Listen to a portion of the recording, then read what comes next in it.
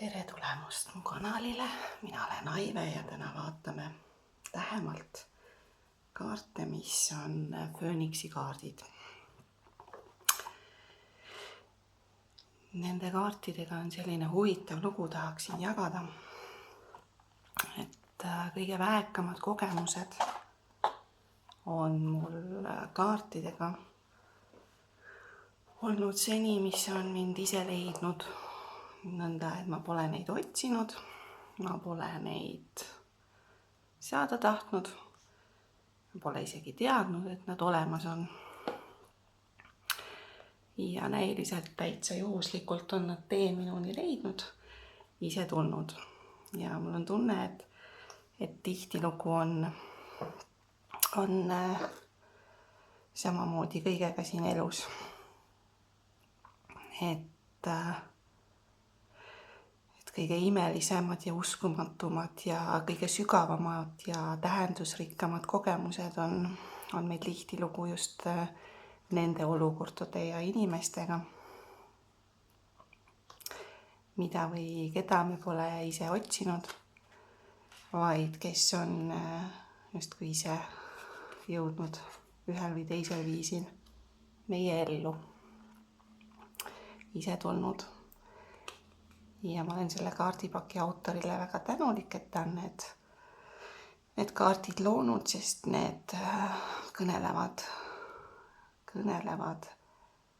universaalsetest energiatest, need kõnelevad arhetüüpidest.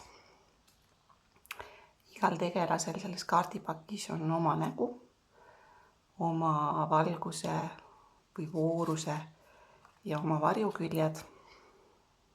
Ja mis kõige põnevam, olen täitsa kindel, et sellest kaardipakist tuleb üks, teine või kolmas või isegi nad kõik.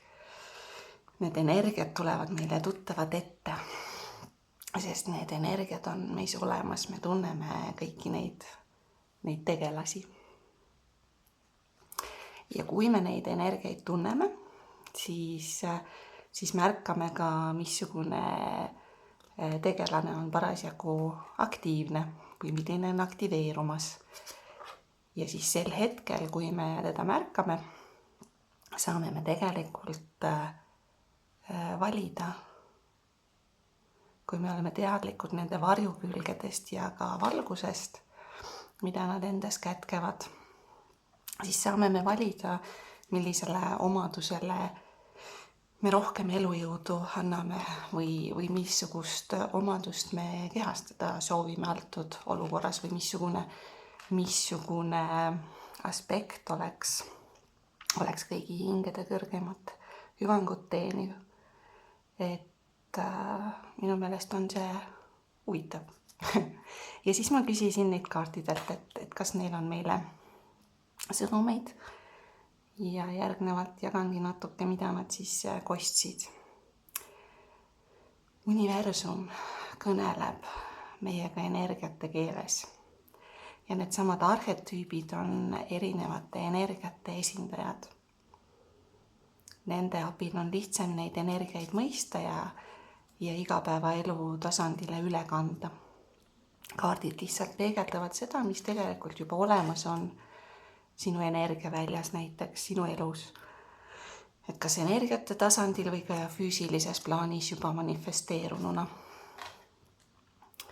Nii et arhetüüp on selline algne tüüp või algne kuju, esimene kuju, universaalne algkuju, mudel või käitumismuster. Nii et arhetüüpe leiame me kõikjalt astroloogiast, mütoloogiast, poeesiast, tarost muidega, sest need energiat, mida arhetüübid kirjeldavad, on universaalsed. Ja inimene on püüdnud ennast ja maailma mõista aegade algusest peale. Energiamustrid korduvad ja kõnelevad sama juttu.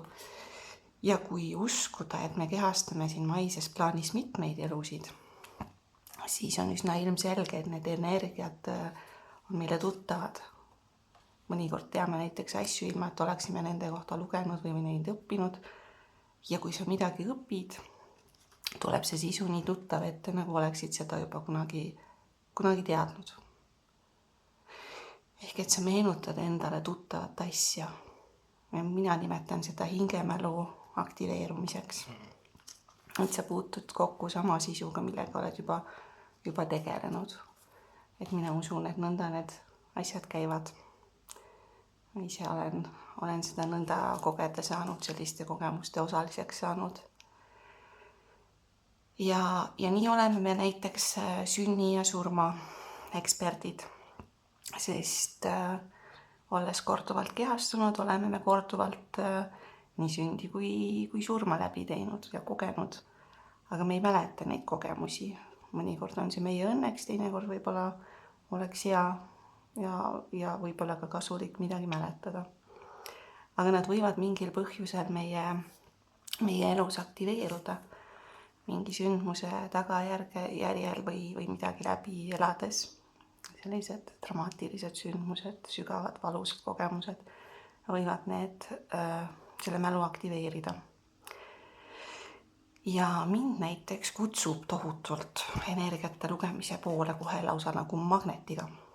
Ja mul ongi tunne, et ma olen seda varem teinud, et see on minu jaoks tuttav valdkond, kus ma tunnen ennast hästi ja koduselt. Ja see pole sellise uue asja õppimine, vaid see ongi meenutamine, mida mu hing juba teab ja on varem näiteks eelnevate kehastumiste käigus kogenud. Nii et hingemälu on aktiveerunud. Ja sa võid mõtiskleda, mida sinu hingemälu sulle pajatab või pajatada sooviks. Et kas sa oled kuuldel? Tahaksin sulle siit ühe kaardiga välja sahistada.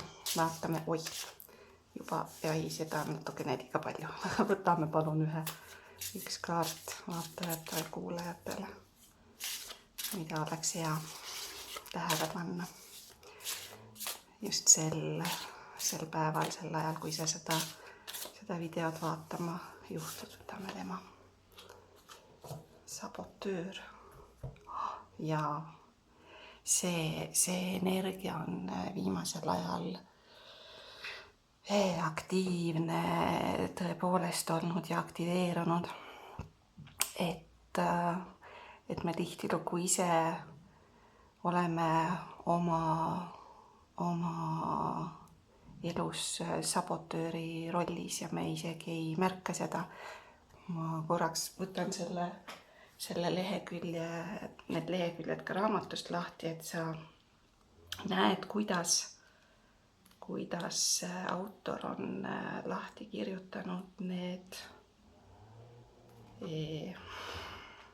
olen ennast ära peitnud, nii on täitsa olemas. Et raamatus on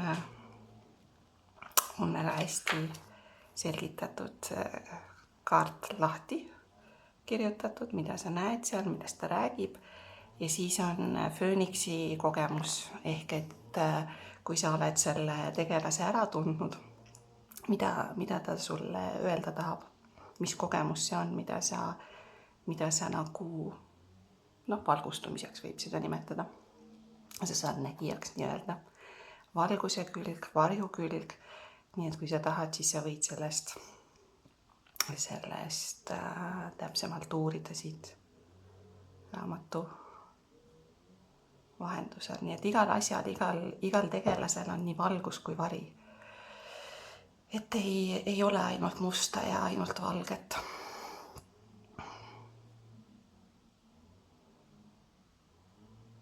Väljakutsete aktsepteerimine, muutuse aktsepteerimine. Sabotöör näitab meile neid aspekte, neid kohti. Takistuste ületamine, vabanemine. Nii et väga suurepärane kaardipakk, soovitan soojalt, kui sa temaga kokku puutud, ka lähemalt tutvust teha. Ja loodan, et see video andis sulle natukene inspiratsiooni, et tutvuda oma sisemaailmas elavate tegelastega, energiatega, nende arhetüüpidega. Järgmise korrani!